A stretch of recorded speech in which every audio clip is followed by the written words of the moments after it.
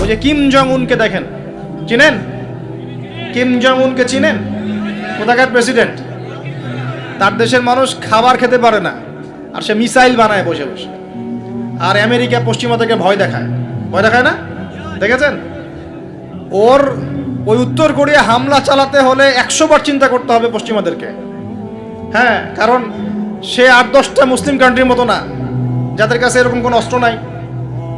কথা বুঝতে পারছেন? ওকে অত সহজে কিন্তু কেউ আক্রমণ করবে না। তারপরেও আবার চায়নার সাথে ওর বন্ধুত্ব আছে, রাশিয়ার সাথে ওর বন্ধুত্ব আছে, ঠিক আছে? এর একটা অ্যালায়েন্স, এটাকে জিও পলিটিক্যাল ভাষায় ওদের অ্যালায়েন্স বলে। তো ওরা শক্তিশালী হলো কিভাবে? শুধুমাত্র ফাইন্যান্স দিয়ে না, এখানে পলিটিক্যাল ভিত্তি শক্ত, অস্ত্র শস্ত্র তাদের আছে। এখন বহির্বিশ্বের শত্রুরা ওদের দিকে চোখ তুলতে পারছে না, এত সহজ না। তো দেখেন আমাদের পিছিয়ে পড়ার এগুলোও কারণ আছে। মুসলিম কান্ট্রিগুলোর দিকে তাকায় দেখেন, কয়টা মুসলিম কান্ট্রি এইসব ক্ষেত্রে স্বয়ংসম্পূর্ণ? কয়টা কান্ট্রি দেখবেন? হ্যাঁ, বিশ্বকাপ আয়োজন করে বেড়াচ্ছে, বিশ্বকাপ ফুটবল আয়োজন করে বেড়াচ্ছে, পাশে ইয়েমেন সিরিয়ার মানুষ খেয়ে না খেয়ে মরে যায়, দেখার সুযোগ নাই। কি করছে? ওইখানে বেস ক্যাম্প দিয়ে রেখেছে পশ্চিমাদের জন্য, ওখানে বেস ক্যাম্প ঘাঁটি দিয়ে রেখেছে পশ্চিমাদের জন্য। এবং বহু মুসলিম কান্ট্রি যারা মানে আমাদের কাছে এখন আইডল হয়ে বসে আছে, ভিতরে ভিতরে ইহুদি খ্রিস্টানদের সাথে বন্ধুত্ব করে বসে আছে। তারা উঠতে বললে ওঠে, তারা বসতে বললে বসে, ওদের ইশারায় কাজ করে কি না? জিও পলিটিক্যাল ভিত্তি দুর্বল, ইকোনমিক ভিত্তি দুর্বল, ফাইন্যান্স দুর্বল, আর আমরা আধ্যাত্মিকত্ব তো দুর্বলই। তো সব মিলিয়ে এই যে 100 বছরে আমরা পিছিয়ে পড়লাম, এখানে 100টা কারণ খুঁজে বের করা যাবে। প্রায় 1200 থেকে 1250 বছর পর্যন্ত এই পুরো বিশ্বটাকে আলোর পথ দেখিয়েছে মুসলিমরা। কত বছর? প্রায় 1200 বছর। এই তো সেদিন 1912 থেকে 1924-এর মধ্যে প্রথম বিশ্বযুদ্ধ হয়েছে। তখন উসমানীয় খেলাফতে যারা ছিল এরা মূলত রাশিয়ার পক্ষ নিয়েছে, আর এগেনস্টে ছিল ব্রিটেন এবং তার মিত্র বাহিনীরা। ফলশ্রুতিতে দেখা যায় যে উসমানীয় খেলাফতটা ধ্বংস হয়ে যায়, জেরুজালেম দখলে চলে যায়, এবং বিশ্বের মধ্যে একটা শেল যেটা বাকি ছিল ইসলামিক শাসনতন্ত্রের, সেটা নষ্ট হয়ে যায়। 1924 থেকে শুরু করে এখন এই যে 2000 কত চলছে? 100 বছর হতে চলছে। প্রায় 100 বছর পার হয়ে যাচ্ছে। এই বিশ্বের political section, economic section, finance, military section, আপনার মিডিয়া, প্রযুক্তি, অস্ত্রশস্ত্রের যে মজুদ, সব ক্ষেত্রেই মুসলমানরা বিগত 100 বছরে পিছিয়ে পড়েছে। এটাই সত্য কথা। বিগত 100 বছরে আমরা পিছিয়ে পড়েছি। 1200 বছরের হিস্ট্রি একটু পড়ে দেখবেন, নবী সাল্লাল্লাহু আলাইহি ওয়াসাল্লামের জীবনীটা একটু পড়ে দেখবেন, সাহাবীদের জীবনীগুলো পড়ে দেখবেন। তারপরে যে 1200 বছরের কথা আমি বলছি, ইতিহাসগুলো একটু পড়ে দেখবেন। দেখবেন আমরা কোন জাতি ছিলাম, বিগত 100 বছরে আমরা কোন জাতি হয়েছি। এখনকার প্রজন্মকে আমাদের শেকড় চেনাতে হবে কি হবে না? ওই 1200 বছরের ইতিহাস আমরা ভুলে গেলাম। কি হলো শেষের 100 বছর? আমি আপনাদেরকে ফাইন্ড আউট করছি। দেখুন, লাস্ট 100 বছরে আমাদের মুসলিম উম্মার প্রথম যে সমস্যাটা হয়েছে এটা হলো আমরা কোরআন এবং সুন্নাহর যে পরিপূর্ণ জ্ঞান অর্জন, এই জ্ঞান অর্জনের পিছনে পর্যাপ্ত মেহনত করছি না। এটা 1 নম্বর পয়েন্ট। আমরা কি সবাই কোরআন পড়তে জানি? হলফ করে বলতে পারবেন প্রত্যেক ব্যক্তি, আপনারা যারা শুনছেন আমার লেকচার, সবাই কোরআন তেলাওয়াত করতে পারেন বিশুদ্ধ করে? তারপরে যদি জিজ্ঞাসা করি আমরা কতজন কোরআনের অন্তত একটা পারা মুখস্থ করেছি, হাত উঁচু করতে পারবেন? তারপর যদি প্রশ্ন করি আমাদের মধ্যে কতজন জীবনে অন্তত একটা বার আলিফ লাম মিম থেকে মিনাল জিন্নাতি ওয়ান নাস পর্যন্ত অর্থ সহ পড়েছি অন্তত একবার আল্লাহর কিতাব, হাত উঁচু করতে পারবেন? আমাকে উত্তর দেন। তাহলে বিগত 100 বছরের উম্মার অবস্থা এমন হবে না কেন? আমরা কতজন ব্যক্তি 5 ওয়াক্ত নামাজ পড়ি? উঁচু লেভেলের কথাবার্তা বলে আসলে লাভ নাই মাহফিলগুলোতে। আমি এটা শিখেছি মাহফিলে এসে। প্রথম দিকে আমি খুব হাই থটের কিছু লেকচার দিতাম ওয়ার্ল্ড অ্যাফেয়ার্স নিয়ে। পরে দেখলাম যে আসলে আমরা এমন একটা জায়গায় আছি, এখানে আমাকে প্রশাসনের অনেক ভাই অনেক হেল্প করেছে, অনেক রাজনৈতিক নেতৃবৃন্দ আমাকে অনেক হেল্প করেছে, সমাজ নেতা আমাকে অনেক হেল্প করেছে, আমাদের আলেম ওলামাদের মধ্যে অনেকেই, হকপন্থী অনেক ওলামায়ে কেরাম আমাকে কাছে ডেকে নিয়ে অনেক হেল্প করেছে। বুঝিয়েছে যে কথাগুলো মানুষ বুঝতে পারবে না সেগুলো পাবলিকলি বলার কোনো মানে হয় না। পরে আমিও ফিল করলাম যে আসলেই তাই। যেখানে আমি আলোচনা করছি ওইখানকার মানুষ নামাজ পড়ছে না, আমি সেখানে গিয়ে কিভাবে ইকোনমিক বিষয়গুলো বোঝাবো? আমি এমন একটা জায়গায় লেকচার দিচ্ছি যেখানকার মানুষ কোরআন তেলাওয়াত করতে জানছে না, আমি কিভাবে কোরআনের হুকুম আহকামগুলো প্রতিষ্ঠানের কথা বলবো? আমরা এমন একটা জায়গায় বসে আছি যে আমরা সবাই নবীর সুন্নত অনুযায়ী দাঁড়িয়েও রাখছি না। এটা তো একটা সুন্নত আমল, জীবনের প্রত্যেক ক্ষেত্রে সুন্নতের কথাই বলছি না, নিজের দেহের কথাই বলছি, সেখানেও আমরা পিছিয়ে পড়ছি। তাহলে আমি উঁচু লেভেলের কথাবার্তা কিভাবেই বলতে পারি? তখন নিজেকে আরো গুটিয়ে নিলাম, নিয়ে আবার প্রাথমিক অবস্থা থেকে আলোচনা করা শুরু করলাম। সলাৎ কেন্দ্রিক, পড়াশোনা কেন্দ্রিক, জাকাত কেন্দ্রিক, সওম কেন্দ্রিক, শিরক, তাওহীদ, আকীদা, ঈমান, সুন্নত এগুলো কেন্দ্রিক। এই মাহফিলের সিজনে আমি এগুলোই বলেছি, এর বাইরে কিছু বলিই নি এখন, কারণ মনে করছি যে এগুলো বলার মতো পরিবেশ নাই। আমাদের সবার আগে দরকার জ্ঞানের বিপ্লব। সর্বপ্রথম যেটা প্রয়োজন এই উম্মার, সেটা হলো জ্ঞানের বিপ্লব। প্রত্যেক ব্যক্তিকে আল কোরআন তেলাওয়াত করা শিখতে হবে আগে। ওয়াদা করেন, রাজি আছেন কিনা? প্রত্যেক ব্যক্তিকে আল কোরআনুল কারীম বিশুদ্ধ করে তেলাওয়াত করা শিখতে হবে আগে, ইনশাআল্লাহ। ইনশাআল্লাহ যদি আমি আগামী বছর আসি, আমি 5টা কাজ আপনাদেরকে দিয়ে যাচ্ছি। আগামী বছর এসে আমি 5টা কাজ আগে নিব, তারপর আলোচনা হবে। 1 নাম্বার, সবাইকে বিশুদ্ধ কোরআন তেলাওয়াত করা শিখতে হবে, 1 নাম্বার। 2 নাম্বার, অন্তত একবার আলিফ লাম মিম থেকে মিনাল জিন্নাতি ওয়ান নাস পর্যন্ত এই 30 পারা কোরআন অর্থ সহ অন্তত একটা বার পড়ে দেখতে হবে 1 বছরে। পারবেন? আমি হিসাব করে দেখেছি, যদি প্রত্যেক দিন আপনি 20টা করে আয়াত তেলাওয়াত করতে পারেন এবং 20টা আয়াতের অর্থ পড়তে পারেন, আপনি 1 বছরে আল কোরআন শুরু থেকে শেষ পর্যন্ত অর্থ সহ পড়তে পারবেন ইনশাআল্লাহ। দৈনিক 20টা আয়াত পড়া খুব কঠিন। প্রত্যেক ফরজ নামাজের পরে যদি 4টা করে আয়াত পড়েন, তাও 16টা আয়াত হয়, 20টা আয়াত হয়, সরি। 5 ওয়াক্ত ফরজ সালাতের পরে যদি আমরা 4টা করে আয়াত তেলাওয়াত করি, যে কোনো 4টা আয়াত একদম শুরু থেকে নিয়ে 4টা করে আয়াত পড়ি এবং অর্থগুলো পড়ি, 5 ওয়াক্ত নামাজ শেষে আমরা 20টা আয়াত তেলাওয়াত করে ফেলব। খুব কঠিন। 2 নাম্বার কাজ। 3 নাম্বার হচ্ছে আমাদের প্রিয় নবী মুহাম্মদুর রাসূলুল্লাহ সাল্লাল্লাহু আলাইহি ওয়াসাল্লামের জীবনী গ্রন্থ অন্তত একটা বার 1 বছরে পড়ে দেখতে হবে। পারা যাবে ইনশাআল্লাহ? একটা বইয়ের নাম বলে দেব, আর রাহিকুল মাখতুম। কি নাম? আর রাহিকুল মাখতুম। যদি বই কিনতে না পারেন, সামর্থ্য না থাকে, আমাকে বলেন, কিনে দেব ইনশাআল্লাহ। প্রয়োজনে আমরাই কিনে দেব, তাও পড়েন। আর রাহিকুল মাখতুম এই বইটা হচ্ছে 1182টা বইয়ের মধ্যে প্রথম পুরস্কার প্রাপ্ত বই। লেখক হচ্ছেন আল্লামা সফিউর রহমান মোবারকপুরী রাহিমাহুল্লাহ। অন্তত এই বইটা পড়তে পারবো না? নবীর জীবনী জানার কোনো প্রয়োজন নাই ভাই। শোনেন, আমি যদি এখনই জিজ্ঞাসা করি আপনাদেরকে, বাংলাদেশ ন্যাশনাল ক্রিকেট টিমের টেস্ট অধিনায়কের নাম কি বলেন? মাশাআল্লাহ। বলেন টি-20 ক্যাপ্টেনের নাম কি? তাই টি-20 ক্যাপ্টেন কে?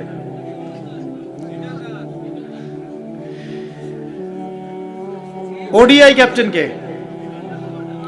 আর্জেন্টিনার 3 জন প্লেয়ারের নাম বলতে পারবেন? ব্রাজিলের 5 জন প্লেয়ারের নাম বলতে পারবেন?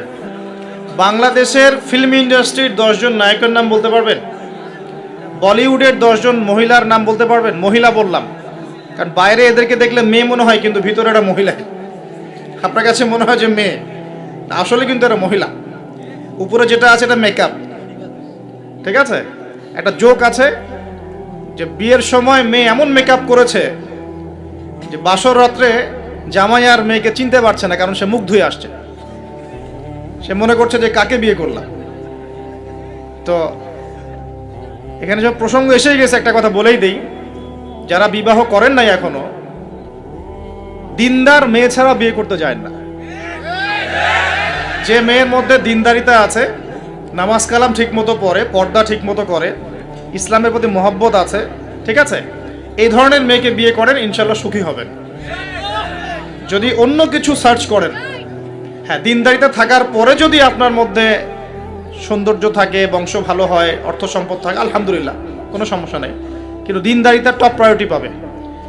তো যে প্রসঙ্গে কথাটা বললাম, আমাদের তরুণ প্রজন্মকে যদি আপনি এই প্রশ্নগুলো করেন, তারা কিন্তু উত্তর দিতে পারে। কিন্তু এখন যদি আমি জিজ্ঞাসা করি যে জান্নাতের সুসংবাদ পেয়েছেন এই দুনিয়ার 10 জন সাহাবী, জীবদ্দশাতেই, বেঁচে থাকতেই জান্নাতের সার্টিফিকেট পেয়ে গেছেন এমন 10 জন সাহাবীর নাম বলুন, পারবেন কি কেউ? কয়জন পারবেন? আমি যদি বলি 4 খলিফার জন্ম মৃত্যু বলেন, পারবেন কি? আপনি হানাফি মাযহাব অনুসরণ করেন না?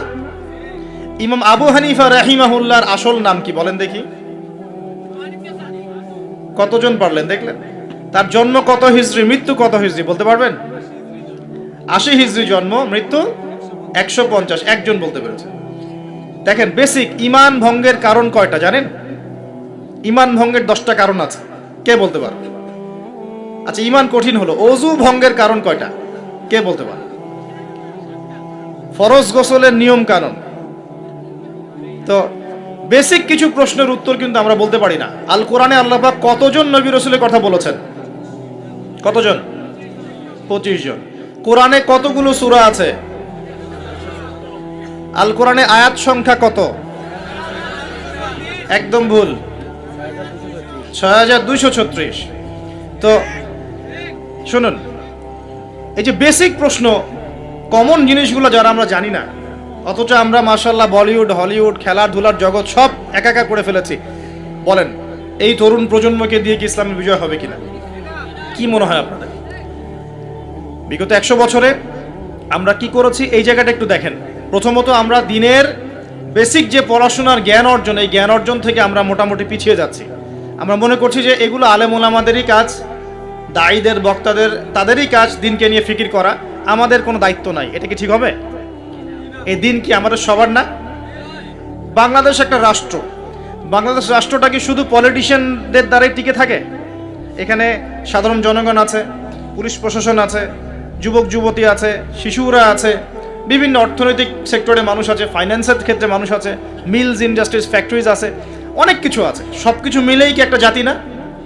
এখন যদি মনে একটা অংশের মানুষ দায়িত্ব ছেড়ে দেয়, শুধু প্রশাসন বলে যে আমরা দায়িত্ব পালন করব না, আপনারা বোঝেন, তাহলে এই পুরো দেশের সিস্টেমটা কলাপস করবে না? শুধু ব্যাংকিং সিস্টেমের মানুষরা যদি বলে আমরা আর ব্যাংক ট্যাঙ্ক চালাবো না, আপনারা চালান, যা করেন করেন, এই দেশের ইকোনমিক সেকশনটা কলাপস করবে না? যদি ব্যবসায়ীরা বলে আমরা কোনো ব্যবসা করবো না, শুধু এই যে এক্সপোর্ট ইম্পোর্ট অথবা এই যে ট্রানজাকশন, মানে বাস ট্রাক যেটা আমরা বলি, শ্রমিক, মোটর শ্রমিক, তারাই যদি বলে আমরা আর গাড়ি ঘোড়া চালাবো না, জনগণ ভোগান্তিতে পড়বে না? একটা রাষ্ট্র বলেন, সমাজ বলেন, উম্মাহ বলেন, টিকে থাকে সবার প্রচেষ্টার উপরে। সবাই যখন যার যার জায়গা থেকে তার দায়িত্ব পালন করে, তখন সে রাষ্ট্রের বিজয় কেউ ঠেকাতে পারে? কেউ পারবে না ইনশাআল্লাহ। একই জিনিস উম্মার ক্ষেত্রেও। আমরা যদি মনে করি যে আমরা এটা আলেম ওলামাদেরই কাজ, হ্যাঁ, হাফেজে কোরআন তারাই কোরআন চর্চা করবে, যিনি মুফতি মুহাদ্দিস তারাই ইসলাম নিয়ে পড়ে থাকবে, আমরা কিছু জানি না, তাহলে সমস্যা। আমাদের বেসিক জ্ঞান সবাইকে অর্জন করা উচিত। রাসূল সাল্লাল্লাহু আলাইহি ওয়াসাল্লাম বলছেন, তালাবুল ইলমি ফরিদা আলা কুল্লি মুসলিম, প্রত্যেক মুসলমানের উপরে দিনের জ্ঞান অর্জন করাটা ফরজ করা হয়েছে। আমরা কি পড়াশোনা করবো ইনশাআল্লাহ?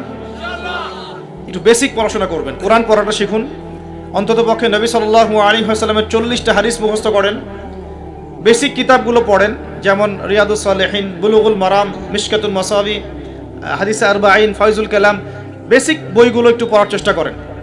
নবী সিরাতগুলো পড়েন, ইসলামের ইতিহাসগুলো পড়েন, আকীদার বইগুলো পড়েন। এরপরে আপনি কোনো মাসআলায় ঠেকে গেলে ইমাম সাহেব আছেন, আলেম আছেন, মুহাদ্দিস আছেন, মুফতিরা আছেন, তাদেরকে জিজ্ঞাসা করবেন এবং তাদের সাথে পরামর্শ না করে দিন পালন করবেন না, অবশ্যই পরামর্শ করবেন। আল্লাহ পাক তৌফিক এনায়েত করুন। কাজ দিয়ে যাচ্ছি, কোরআন তেলাওয়াত শিখতে হবে, নবীর জীবনী একবার পড়তে হবে, একবার টপ টু বটম কোরআনের অর্থ পড়বেন। আরেকটা কাজ দিব, সেটা হলো নবী সাল্লাল্লাহু আলাইহি ওয়াসাল্লামের 40 হাদিস কমপক্ষে মুখস্থ করতে হবে। পারা যাবে ইনশাআল্লাহ? 1 বছর সময় থাকলো, পারবেন তো ইনশাআল্লাহ? উম্মাহ পিছিয়ে পড়ার কারণ প্রথমত জ্ঞান থেকে পিছিয়ে পড়া।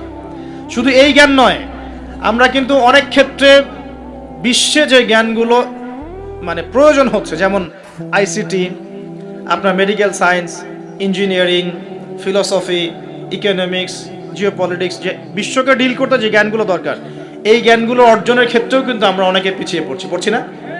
পড়ছি কি না? একজন ইমাম সাহেব কেন জানবেন না যে ওয়ার্ল্ডে কি হচ্ছে? কেন জানবেন না? জানা উচিত কি না? একজন মুফতি সাহেব কেন বুঝবেন না যে বিশ্বের অর্থনীতি কিভাবে চলছে? কেন বুঝবেন না? বুঝতে হবে কি না? না হলে বিশ্বকে আমি ডিল করব কিভাবে? অতএব এই জেনারেল সেকশনের পড়াশোনা এটাও ফেলে দেওয়া যাবে না। কথা বুঝতে পারছেন? জেনারেল সেকশনের পড়াশোনাটাকেও ফেলে দেওয়া যাবে না, বরং এই পড়াশোনাটাকে ইসলামের সাথে কম্বাইন্ড করে আপনাকে আগামীতে চলতে হবে। পারা যাবে ইনশাল্লাহ, আল্লাহ পাক তৌফিক দেয়। অনেকে ভাই দেখি নামাজ শুরু করেছেন, এখন মাদ্রাসায় ভর্তি হতে যাচ্ছেন, এদিকে আপনি অনার্স পড়া শুরু করেছেন, হ্যাঁ মাস্টার্স দিচ্ছেন, বলছেন এখন আর অনার্স মাস্টার্স ভালো লাগে না, আমি সব বাদ দিয়ে মাদ্রাসায় পড়তে হবো। সবাই কি মাদ্রাসায় পড়তে পারবে?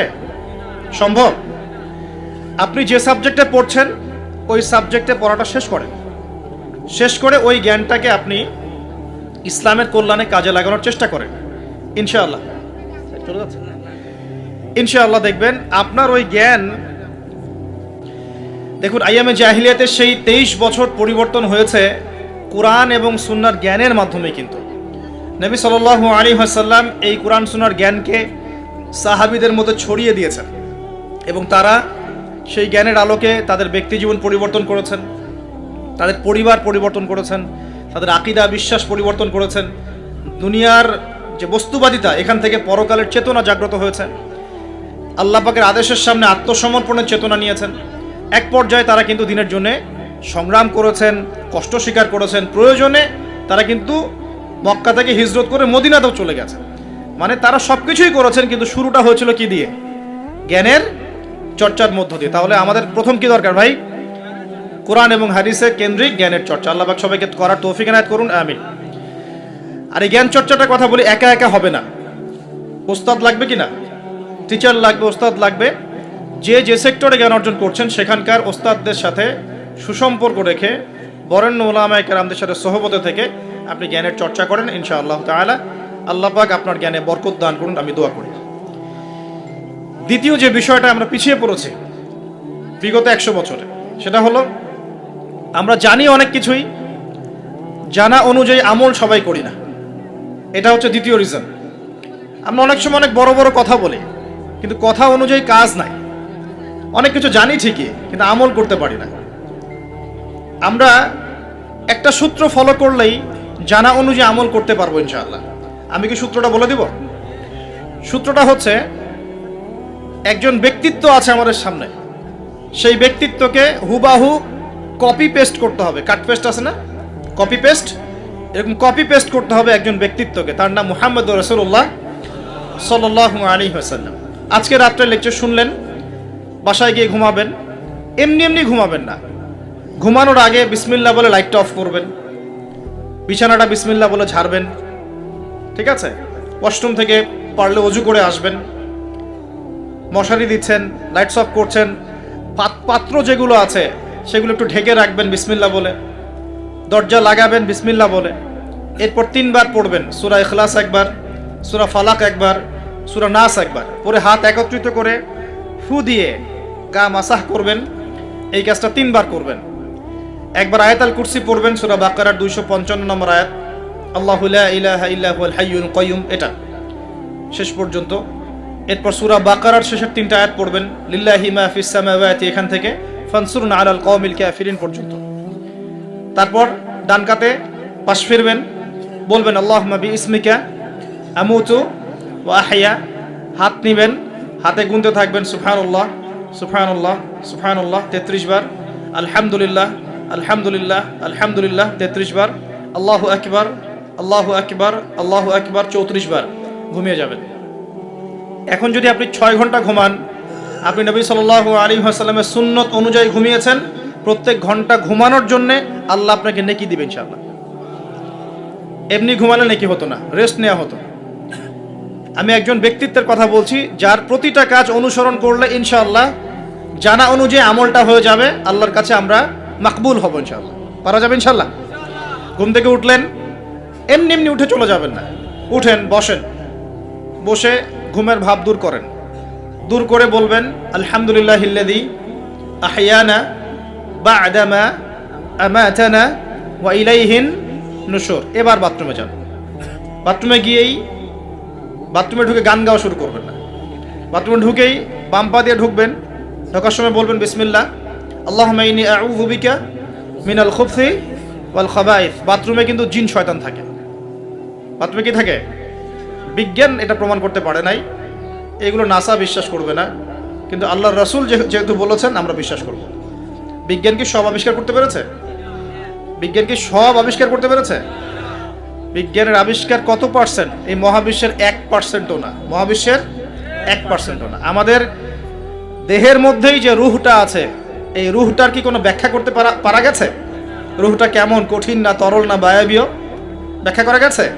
ইয়াসআলুনাকা আনির রূহ কুলির রূহু মিন আমরি রাব্বি ওয়া মা উতীতুম মিনাল ইলমি ইল্লা কলিলা। আল্লাহ পাক বলছেন, হে নবী, তারা তোমাকে রূহ সম্পর্কে জিজ্ঞাসা করে, আত্মা সম্পর্কে জিজ্ঞাসা করে, তুমি বলে দাও এটা তোমার রবের আদেশ মাত্র। রবের আদেশে এসেছে, আদেশেই চলে যাবে। আর এ বিষয়ে তোমাদেরকে বেশি জ্ঞান দেয়া হয় নাই। তাহলে এই জ্ঞান কি দেয়া হয়েছে আমাদেরকে? জ্ঞান দেয়া হয়নি। আর জ্ঞান কি আমরা নিজেরাই প্রডিউস করি না আল্লাহ পাক জ্ঞান দেন? কোনটা? আল্লাহ পাক কি বলছেন? আল্লামাল ইনসানা মা লাম ইয়ালাম। মানুষকে আল্লাহ পাক সেই জ্ঞান শিক্ষা দিয়েছেন যা মানুষ জানতো না। তার মানে সৃষ্টিগতভাবে আমরা জ্ঞানী ছিলাম না। আদম আলাইহিস সালামকে সৃষ্টি করে আল্লাহ পাক কি করছেন? ওয়া আল্লামা আদামাল আসমা কুল্লাহা। আমি আদমকে সৃষ্টি করে তাকে সমস্ত নাম শিক্ষা দিয়েছি, আল্লাহ পাক বলছেন। তা আদম আলাইহিস সালাম কি সৃষ্টিগতভাবে জ্ঞানী ছিলেন, নাকি আল্লাহ পাক তাকে জ্ঞানী করেছেন? কোনটা? আল্লাহ পাক জ্ঞানী করেছেন। সো জ্ঞান কার পক্ষ থেকে আসে? আল্লাহর পক্ষ থেকে। এটাই হচ্ছে ওয়াকুলিল হাক্কু মির রাব্বিকুম, হক বা সত্য জ্ঞান তোমার রবের পক্ষ থেকে আসে। ফালা তাকুনান্না মিনাল মুমতারিন, তুমি সন্দেহবাদীদের অন্তর্ভুক্ত হইও না, আল্লাহ পাক বলছেন। তো বাথরুমে জিন থাকে এটা বিশ্বাস করলাম তো।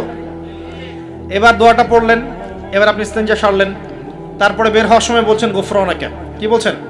গুফরান। আরেকটা দোয়া আছে, আলহামদুলিল্লাহিল্লাযী আযহাবা আনিল আযান ওয়া আফানি গুফরানাকা।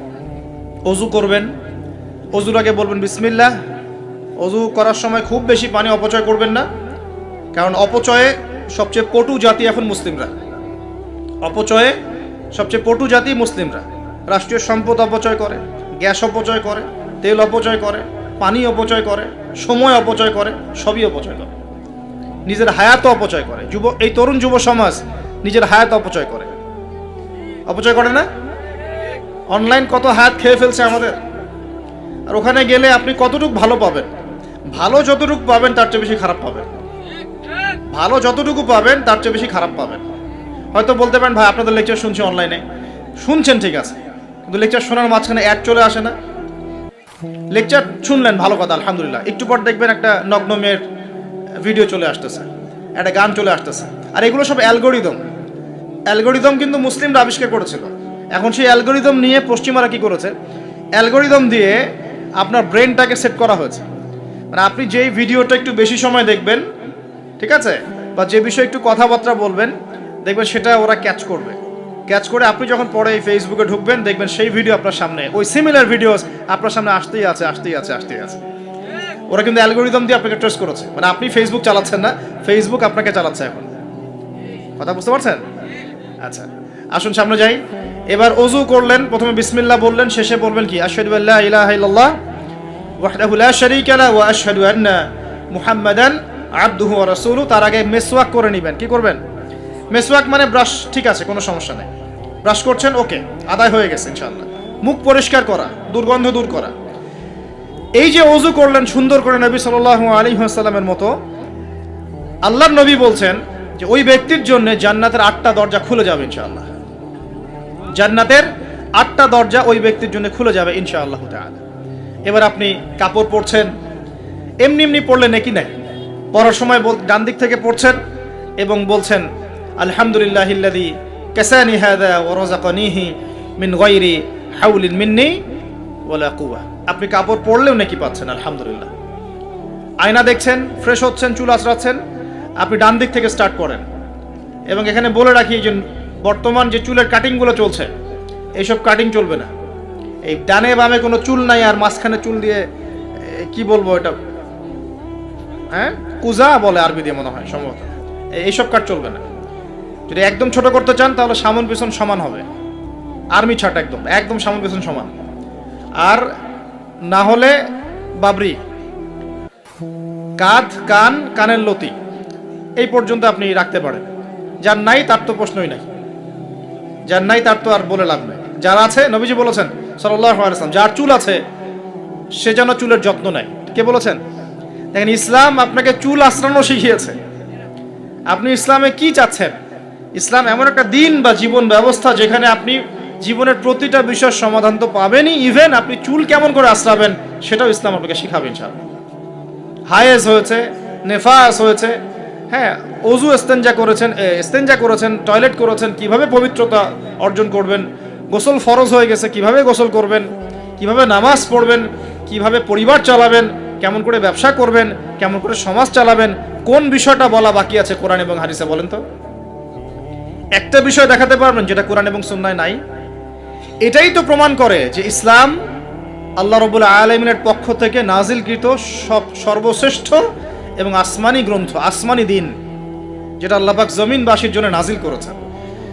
কিভাবে আপনি কম্পেয়ার করবেন কোনটা সত্য কোনটা মিথ্যা? আপনি সবগুলো ধর্মগ্রন্থ নিয়ে বসে দেখেন যে প্রত্যেকটা ধর্মগ্রন্থের মধ্যে কি জীবনের প্রতিটা বিষয়ের সমাধান আছে কি না, ঘেটে দেখেন। যদি দেখেন যে না, সবগুলো ধর্মগ্রন্থ ঘেটেছি, শুধু কোরআন এবং হাদিসে পেয়েছি যেখানে প্রতিটা বিষয়ের সমাধান আছে, তাহলে নিঃসন্দেহে এটা আল্লাহ পাকের পক্ষ থেকে এসেছে, সহজ। আর যখন জেনে যাবেন এটা আল্লাহর পক্ষ থেকে এসেছে, তখন আমাদের কর্তব্য তার সামনে আত্মসমর্পণ করা। আল্লাহ পাক আমাদের সবাইকে পরিপূর্ণ মুসলমান হওয়ার তৌফিক দান করুন। ওযু শেষ, এবার যাবেন নামাজে যাওয়ার সময় বাসা থেকে বের হচ্ছেন, আল্লাহর রাসূল শিখিয়েছেন আপনাকে বলতে হবে বিসমিল্লাহি তাওয়াক্কালতু আলাল্লাহ ওয়ালা হাওলা ওয়ালা কুওয়াতা ইল্লা বিল্লাহ। বের হলেন, আপনার সাথে একজন ফেরেশতা থাকবেন ইনশাআল্লাহ, শয়তান দূরে চলে যাবে ইনশাআল্লাহ। মসজিদে যাচ্ছেন, যাওয়ার সময় চুপচাপ থাকবেন না, দোয়া পড়বেন, জিকির করবেন। একটা দোয়া আছে, এটাও পড়তে পারেন, আল্লাহ নবী পড়তেন। তিনি বলতেন আল্লাহুম্মা ইজআল ফি কলবি নূরা, হে আল্লাহ আমার কলবে নূর দাও, ওয়া ফি লিসানি নূরা, আমার লিসান বা জিহবায় জবানে তুমি নূর দাও, ওয়া ফি সামঈ নূরা, আমার শ্রবণ ইন্দ্রিয়তে নূর দাও, আলো দাও, ঠিক আছে? ওয়া ফি বাসরি নূরা, আমার দৃষ্টি শক্তির মধ্যে নূর বা আলো দাও, ওয়া আন ইয়ামিনি নূরান, আমার ডান দিকে আলো দাও, ওয়া আন শিমালি নূরান, আমার বাম দিকে আলো দাও, হ্যাঁ, ওয়া মিন খালফি নূরান ওয়া মিন তাহতি নূরা, আমার উপরে নিচে তুমি নূর দাও। আল্লাহুম্মা ইজআল ফি নাফসি নূরা, আল্লাহ আমার নফসের মধ্যেই তুমি নূর বা আলো দাও। এরকম দোয়া আছে, আরো অনেক শব্দে আসছে, এটা ছোটটা বললাম, এটা বড় ভার্সনও আছে, এই দোয়াটা অনেক বড়, তো এই দোয়াটাও পড়তে পারেন। নূর বা আলো কার পক্ষ থেকে আসে? দুনিয়াতে যদি আমরা এই জাহেলি পরিবেশে, অন্ধকারাচ্ছন্ন সমাজে আমরা যদি আলো চাই, আল্লাহর নূর ছাড়া কোনো গতি নাই। আল্লাহ পাক নূর দিলে আপনি আলো পাবেন। আল্লাহ পাক খিদর আলাইহিস সালামকে নূর দিয়েছিলেন না? নৌকা কেন ফুটা করছেন মানুষ বুঝতে পারছে না, খিদর আলাইহিস সালাম বুঝতে পারছেন ফুটা না করলে সমস্যা আছে, জলদস্যু নিয়ে যাবে। মনে আছে গল্পটা? কোন সূরায়? কোন সূরা? সূরা কাহফ। বাচ্চাকে কেন হত্যা করলেন মানুষ বুঝতে পারছে না, মুসা আলাইহিস সালামও বুঝতে পারছেন না। খিদর আলাইহিস সালাম বলছেন এই বাচ্চাকে হত্যা না করলে বড় হয়ে বড় কাফের হতো, আর পুরো মানে বাবা মাকেও পর্যন্ত কাফের বানাতো। দেয়ালটা কেন নির্মাণ করলেন মুসা আলাইহিস সালাম বুঝতে পারছেন না। খিদর আলাইহিস সালাম বলছেন এই দেয়াল নির্মাণ না করলে এর নিচে এতিম দুই বাচ্চা রেখে যাওয়া বাবা মার সম্পত্তি ছিল, মানুষরা নিয়ে চলে যেত, এই কারণে করেছে। তো যা সবাই বুঝবে না, যা সবাই দেখবে না, যা সবাই উপলব্ধি করতে পারবে না, আপনি যদি সেটা দেখতে চান, শুনতে চান, উপলব্ধি করতে চান, তাহলে আল্লাহর নূর লাগবে। কি লাগবে? আল্লাহ পাকের নূর এমনি এমনি আসবে না। আগে ফরজিয়াতের উপর আমল করতে হবে, নফল আমল বাড়াতে হবে, সুন্নতের উপর পাবন থাকতে হবে, মনের মধ্যে রোগ দূর করতে হবে। মনে অহংকার রাখলে নূর আসবে না, মনে হিংসা বিদ্বেষ রাখলে নূর আসবে না, সারাদিন গীবত তহমত সমালোচনা গালিগালাজ করলে নূর আসবে না, হারাম খেলে নূর আসবে না। এক কথায় তাসকিয়া বা আত্মশুদ্ধি অর্জন না করতে পারলে নূর আসবে না। আর আল্লাহর নূরওয়ালা মানুষদের কাছে গেলে ইনশাআল্লাহ নূর আসবে। এরকম মানুষ তো খুঁজে পাওয়া এখন মুশকিল না? আমরা মোটামুটি সবাই দিন দিন কেমন জানি বস্তুবাদী হয়ে যাচ্ছে। বস্তুবাদী মানে দুনিয়ার ফিকিরটা বেশি, দুনিয়া ঠিক রেখে তারপর পরকাল করতে চায়, তাই না ভাই? আল্লাহ পাক আমাদেরকে বোঝার তৌফিক দেখ যে এই দুনিয়ার জীবনটা সংক্ষিপ্ত এবং চিরস্থায়ী নয়। আমাদের প্রতিটা কাজ পরকালীন স্বার্থে করা উচিত। আল্লাহ পাক বোঝার তৌফিক দান করুন। নামাজ পড়তে যাবেন, এবার নামাজের মধ্যে চেষ্টা করবেন আজান এবং একামত এর মাঝখানে বেশি বেশি দোয়া করার জন্য। নবীজি বলেছেন আজান একামতের মাঝখানে দোয়াগুলো আল্লাহ পাক ফেরত দেন না। আজান একামতের মাঝখানে যে কোনো দোয়া করবেন ইনশাআল্লাহ আল্লাহ পাক কবুল করবেন, যদি আপনার রিজিকটা হালাল হয়। আল্লাহ পাক তৌফিক দান করুন, আমিন। তারপরে নামাজে দাঁড়ালেন, একামত হয়ে গেছে। এখন কি নামাজ কি আমরা 4 মিনিটে 4 রাকাত নামাজ শেষ করে দিব? আমরা কি 3G 4G 5G নামাজ পড়বো, নাকি নবী সাল্লাল্লাহু আলাইহি ওয়াসাল্লামের মতো ধীর স্থিরভাবে নামাজ পড়বো? কোনটা? আর নামাজের যে কিছু মাসআলা আছে, এই মাসআলা ইখতিলাফি মাসআলাগুলোকে নিয়েই কি আমরা পড়ে থাকবো, নাকি নামাজের ভিতরে যে প্রাণ, আধ্যাত্মিকত্ব, ইহসান, মারিফত, এগুলোর ফিকির করবো? কোনটা বলেন? হাত কোথায় বাঁধবো, পায়ে পা লাগাবো কি লাগাবো না, আমিন জোরে বলবো না আস্তে বলবো, আর কি রফুল ইয়াদান করবো কিনা, ব্যাস এই তো আমাদের মাসআলা নাকি? এইগুলো নিয়েই তো আমরা মোটামুটি মসজিদ তো ভাগ করেছি মাশাআল্লাহ অনেক, নাকি? এবং সেগুলোকে আমরা মনে করি যে আমরা জিহাদ করেছি সমাজের মধ্যে। হ্যাঁ, উম্মার ঐক্য নষ্ট হয়ে গেছে। উম্মার ঐক্য কি হয়েছে? নষ্ট হয়ে গেছে। এভাবে আস্তে আস্তে উম্মার ঐক্য নষ্ট করা হয়েছে। আর উম্মার ঐক্য যে নষ্ট হোক, এটা কারা চাইবে? ইসলামের বন্ধুরা না শত্রুরা? আমরা সবাই মিলে যদি এই পুরো বাঙালি জাতি এবং আমার উম্মা যারা আছি মুসলিম, আমরা সবাই ঐক্যবদ্ধ থাকি, আমাদেরকে কি হারানো খুব সহজ, নাকি বিভক্ত হয়ে গেলে সহজ? তো বিভক্ত হয়ে যায়, এটা কারা চাইবে? নিঃসন্দেহে ইসলামের দুশমনরাই চাইবে। তো আমরা বিভক্ত হয়ে যাচ্ছি কারণে অকারণে। তো দেখুন, নামাজের মূল জিনিসটা কি? আল্লাহকে পাওয়া। নামাজে দাঁড়িয়েছি, নামাজে কতটুকু মনোযোগ থাকে, কি পড়ি বুঝি কিনা, সূরা ফাতিহার অর্থ বুঝি কিনা, সেজদায় আল্লাহকে পাই কিনা, আমি দোয়া করলে আমার চোখ দিয়ে পানি ঝরে কিনা, তেলাওয়াত বুঝি কিনা, রুকু ধীরস্থিরভাবে করি কিনা, সেজদা ধীরস্থিরভাবে করি কিনা, নামাজে কি আমি চুরি করি, এগুলো খেয়াল রাখতে হবে। স্থিরতা থাকবে। অনেকে দেখি নামাজে রুকু করেন, রুকু থেকে মাথা না তুলেই তাবাস করে সেজদায় চলে যান, করেন কিনা? এটা নামাজ চুরি করা। এই নামাজ আল্লাহর কাছে কবুল হয় না। একটা হাদিসে আসছে, বহু নামাজি আছে যাদের নামাজ শেষ হওয়ার পরে নামাজটাকে নিয়ে তাদের মুখের উপর নিক্ষেপ করে দেওয়া হয়। বলেন নাউজুবিল্লাহ। আমরা কি এমন নামাজি হতে চাই? নবী সাল্লাল্লাহু আলাইহি ওয়াসাল্লাম নামাজে দাঁড়াতেন, দুনিয়া ভুলে যেতেন, দুনিয়ার ফিকির থাকতো না কোনো, পা ফুলে যেত, তিনি টেরি পাচ্ছেন না। একটা হাদিসে আসছে, নবী সাল্লাল্লাহু আলাইহি ওয়াসাল্লাম এক রাকাতের মধ্যে প্রায় 4.5 পারা কোরআন তেলাওয়াত করেছেন। আমরা তো এতটুকু পারবো না, আমরা জানি, কিন্তু অন্তত পক্ষে 10টা আয়াত যদি পড়ি, একটা সূরাও যদি পড়ি, এটাকে ধীর স্থিরভাবে পড়া যাবে কিনা? যাবে না? একটু অর্থটা বুঝে পড়া যায় না? আমরা যখন সানার পরে সূরা ফাতিহা স্টার্ট করে আমরা বলি আলহামদুলিল্লাহি রাব্বিল আলামিন, আল্লাহ পাক উত্তর প্রদান করেন, বলেন হামিদানি আব্দি। আমরা বলি আর রহমানির রহিম, আল্লাহ পাক বলেন ইসনা আলাইয়া আব্দি। আমরা বলি মালিকি ইয়াউমিদ্দিন, আমরা বলি যখন, আল্লাহ পাক তার উত্তর দেন, বলেন মাজ্জাদানি আব্দি। আমরা বলি ইয়াকা না'বুদু ওয়া ইয়াকা নাস্তাঈন, আল্লাহ পাক বলেন হাযা বাইনি ওয়া বাইনা আব্দি। আমরা দোয়া করি, বলি ইহদিনাস সিরাতাল মুস্তাকিম সিরাতাল লাযীনা আন'আমতা আলাইহিম গায়রিল মাগদুবি আলাইহিম ওয়ালাদ-দাল্লিন। এরপর আল্লাহ পাক বলেন ওয়ালি আব্দি মা সাআলা, আমার বান্দা যে পথ চেয়েছে আমি তাকে তা দিলাম আলহামদুলিল্লাহ। এই যে নামাজে আল্লাহর সাথে আমরা মোনাজাত করি, মোনাজাত মানে আল্লাহর সাথে চুপে চুপে কথা বলা। মোনাজাত মানে কি? শুধু এটাকেই মোনাজাত বলে না, মোনাজাত মানে আল্লাহর সাথে চুপে চুপে কথা বলা। আমরা আল্লাহর সাথে ফিস ফিস করে এভাবে নামাজে কথা বলি, কতজন ফিল করি?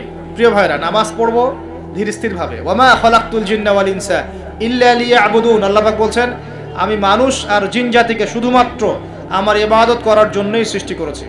সো এত তাড়াহুড়ার কিছু নাই। নামাজ পড়তেই দুনিয়া আসছি, আল্লাহর হুকুম আহকাম পালন করতেই দুনিয়া আসছি। একটু হোক না, দোকানটা 5টা মিনিট পরেই না হয় খুললেন, ঠিক আছে, ক্ষেত খামারে 5টা মিনিট পরেই না হয় গেলেন, কি এমন হয়ে যাবে? ফরজ নামাজটা অন্তত পক্ষে ধীর স্থির ভাবে পড়েন। বাসায় গিয়ে আপনি সুন্নত পড়তে পারেন, কোনো সমস্যা নেই। নফল নামাজ আপনি ইচ্ছা মতো পড়েন, আল্লাহ পাক তৌফিক দান করুন। নামাজ শেষ হয়ে আমরা কি উঠে চলে আসব, নাকি একটু সুন্নত আছে? নামাজ শেষ করার পর আরো সুন্নত আছে। নামাজ শেষ করার পরে একবার বলতে হয় আল্লাহু আকবার, তারপর 3 বার বলতে হয় আস্তাগফিরুল্লাহ আস্তাগফিরুল্লাহ আস্তাগফিরুল্লাহ। একবার বলতে হয় আল্লাহুম্মা আনতাস সালাম ওয়া মিনকাস সালাম তাবারাকতা ইয়া যাল জালালি ওয়াল ইকরাম। আরো বলতে হয় আল্লাহুম্মা আইন্নি আলা যিকরিকা ওয়া শুকরিকা ওয়া হুসনি ইবাদাতিকা। এগুলো পড়তে হবে না? গুরুত্বপূর্ণ সুন্নত। যখন সুন্নতের উপর আমল না করব তখন তো সারা জীবনে সুন্নত প্রতিষ্ঠা হবে না। তারপরে একবার আয়াতুল কুরসি পড়তে হয়। নবীজি বলেছেন সাল্লাল্লাহু আলাইহি ওয়াসাল্লাম, যে ব্যক্তি প্রত্যেক ফরজ নামাজের পর আয়াতুল কুরসি তেলাওয়াত করে মৃত্যু ছাড়া জান্নাতে যাওয়ার জন্য কোনো বাধা নাই তার। আলহামদুলিল্লাহ, মরে গেলে জান্নাতে চলে যাবে ইনশাআল্লাহ।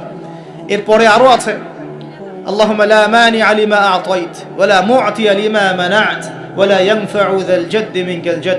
আরো অনেক দোয়া কালাম আছে। 33 বার সুবহানাল্লাহ, 33 বার আলহামদুলিল্লাহ, 33 বার আল্লাহু আকবার, তারপর কালিমা শাহাদা, তারপরে একবার সূরা ফালাক, একবার সূরা নাস, একবার সূরা ইখলাস।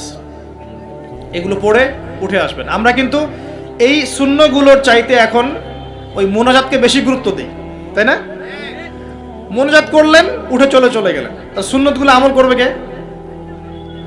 মোনাজাত তো অপেক্ষায় বসে আছেন, সালাম ফিরানো হয়ে গেছে, ব্যাস মোনাজাত 1 মিনিট শেষ, আলহামদুলিল্লাহ শেষ করলেন, কিন্তু সুন্নতগুলো আমল করবে কে? সুন্নতটা কি সরে গেল না? আমি তর্ক করতে আসিনি এই বিষয় নিয়ে। করেন বুঝলাম, আপনি করেন, ঠিক আছে করেন, কিন্তু সুন্নত আমলটা করবে কে? এই জিকির আজগার তাসবিহ তাহলিলগুলো কে পড়বে? তাহলে ওগুলো তো পড়তে হবে নাকি? ওগুলো তো পড়তে হবে। তাসবিহ তাহলিল জিকির আজগার শেষ করেন, আল্লাহ পাক তৌফিক এনায়েত করুন, আমিন।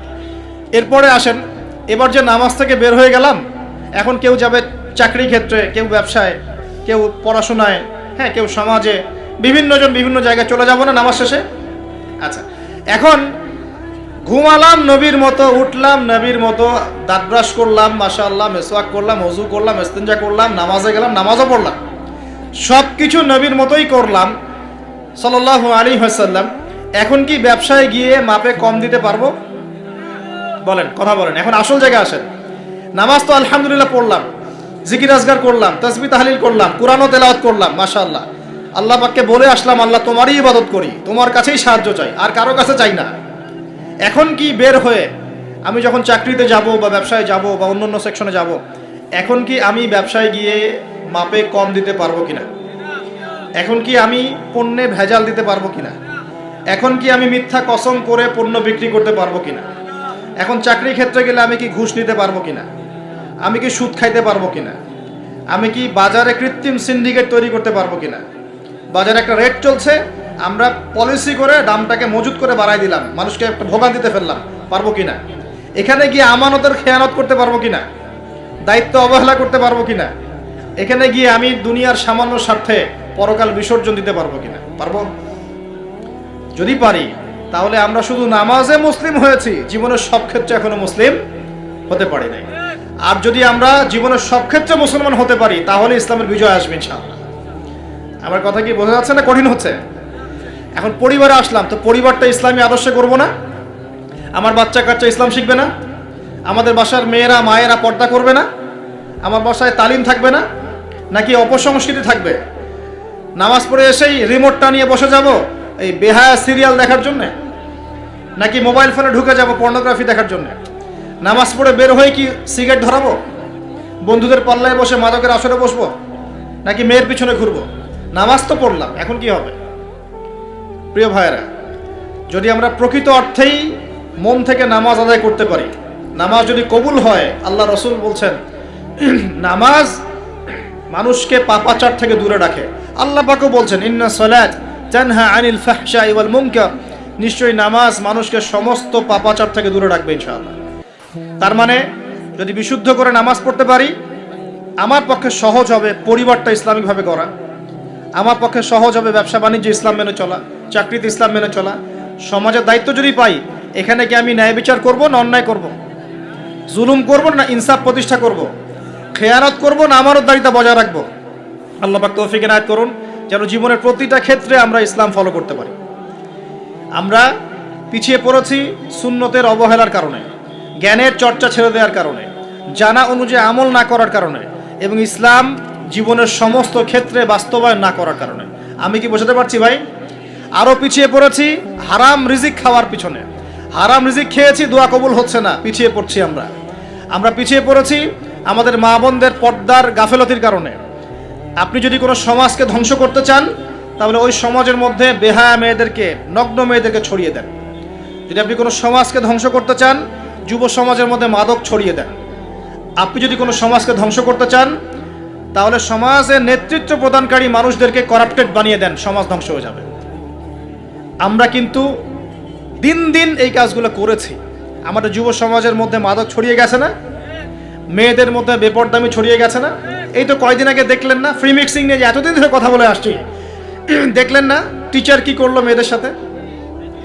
আপনি মেয়েকে পড়াচ্ছেন একজন পুরুষ টিচারকে দিয়ে।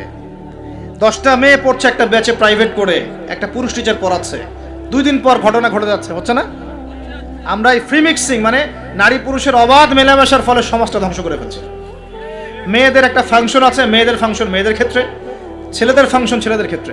একে যখন আপনি মিশ্রিত করে দিবেন, এরকম দুর্ঘটনা ঘটবে, প্রতিনিয়তই ঘটবে, কেউ ঠেকাতে পারবে না। নসিহত করে কি হবে? কারণ নসিহত করে তো সব হচ্ছে না। যাদের হাতে এই ক্ষমতাগুলো আছে, তারা যদি সমাজের মধ্যে ফ্রি মিক্সিংটাকে রোধ করতে পারেন, সমাজের মধ্যে ইনশাল্লাহ দেখবেন একটা সাম্য আসবে, ব্যালেন্স আসবে, এবং ছেলে মেয়েদের মধ্যে এই অবাধ মেলামেশা কমে যাবে ইনশাল্লাহ। অবাধ মেলামেশার ফলে জেনা বেড়েছে, ধর্ষণ বেড়েছে, পরকীয়া বেড়েছে, আর অনেক কিছু হয়েছে। একটা বাচ্চা মেয়ে পর্যন্ত এখন সেফ হচ্ছে না, বাচ্চা মেয়েকে পর্যন্ত মানুষ ধর্ষণ করে দিচ্ছে না? আমরা আমাদের ছেলে মেয়েদের জন্য কোন পরিবেশ সমাজ রেখে যাচ্ছি ভাবতে হবে তো। আল্লাহ পাক আমাদেরকে বোঝার তৌফিক দান করুন। আমাদের মা বোনদেরকে পর্দায় রাখতে হবে। প্রিয় ভাইয়েরা, এটার থেকে গাফেলতির কারণে আমরা পিছিয়ে পড়েছি। আরও পড়েছি ওই যে বললাম দায়িত্বহীনতা, মানে আমরা মনে করি দিনের দায়িত্ব শুধু আলেম ওলামাদের। এই দায়িত্বহীনতার কারণে আমরা সবাই দিনের ক্ষেত্রে আস্তে আস্তে আস্তে অনেকটা পিছিয়ে আসছি। আরও আছে কারণ হচ্ছে ইসলামের ভিতরে, ইসলামের লেবাজে পোশাকে অনেক মুনাফিক ঘোরাফেরা করছে, এরাও ইসলামকে পিছিয়ে দিচ্ছে। আর ইসলামের প্রকাশ্য শত্রু যারা সারা বিশ্ব থেকে মুসলিমদের নাম নিশান মিটিয়ে ফেলতে চায়, এরা বিভিন্ন এজেন্ডা মুসলিম সমাজে বাস্তবায়ন করছে। এই সমাজের এই এজেন্ডাগুলোর কারণেও মুসলমানরা আজকে পিছিয়ে পড়ছে। আরও কারণ আছে, অর্থনৈতিকভাবে ইসলামিক ভিত্তি আমাদের স্ট্রং হচ্ছে না, আমাদের সুদের সাথে আপোষ করতে হচ্ছে, এই কারণে আমরা পিছিয়ে পড়ছি। আরও ব্যাপার আছে, একটা জাতি উন্নত হয় কিভাবে? ওই যে কিম জং উনকে দেখেন, চিনেন? কিম জং উনকে চিনেন? কোথাকার প্রেসিডেন্ট। তার দেশের মানুষ খাবার খেতে পারে না, আর সে মিসাইল বানায় বসে বসে। আর আমেরিকা পশ্চিমা থেকে ভয় দেখায় না? দেখেছেন? ওর ওই উত্তর কোরিয়া হামলা চালাতে হলে 100 বার চিন্তা করতে হবে পশ্চিমাদেরকে। হ্যাঁ, কারণ সে 8-10টা মুসলিম কান্ট্রির মতো না, যাদের কাছে এরকম কোনো অস্ত্র নাই। কথা বুঝতে পারছেন? ওকে অত সহজে কিন্তু কেউ আক্রমণ করবে না। তারপরেও আবার চায়নার সাথে ওর বন্ধুত্ব আছে, রাশিয়ার সাথে ওর বন্ধুত্ব আছে, ঠিক আছে? এর একটা অ্যালায়েন্স, এটাকে জিও পলিটিক্যাল ভাষায় ওদের অ্যালায়েন্স বলে। তো ওরা শক্তিশালী হলো কিভাবে? শুধুমাত্র ফাইন্যান্স দিয়ে।